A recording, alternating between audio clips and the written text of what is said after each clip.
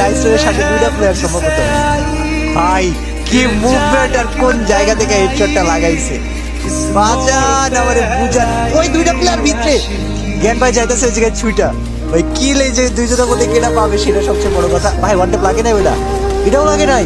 আরে এনিমির কাছে M10 ভাই, ভাই এনিমির কাছে M10। আল্লাহ, ক্লোজ রেঞ্জে জ্ঞান ভাই ঢুকে গেছে গাইস। জ্ঞান ভাই আর রাইসটা দুইজনে কিন্তু এই জায়গায় চাইপা গেছে। আল্লাহ, জ্ঞান বাইরে দিছে ডাউন করে, জ্ঞান বাইরে দিছে ডাউন করে গাইস। ভাই এই ম্যাচ কি হারা দেখতে হবে নাকি? আপনি মারিয়া ভাই বল মার না, হিটশট দিয়ে মারছে ভাই। ওই ইনসেন ভাই, ওই পাগল ভাই। বেসিক্যালি এই ম্যাচ যদি বিয়ে করে না, ম্যাচে উইনার তাহলে ভাই রাইসটার ভাই, কারণ জ্ঞান ভাইয়ের জায়গায় কিল ছিল 6টা, জ্ঞান ভাই কিল ছিল 6টা। এদিকে আবার রিভাইভ করতেছে। আল্লাহ, কি হেডশটটা লাগে নাই।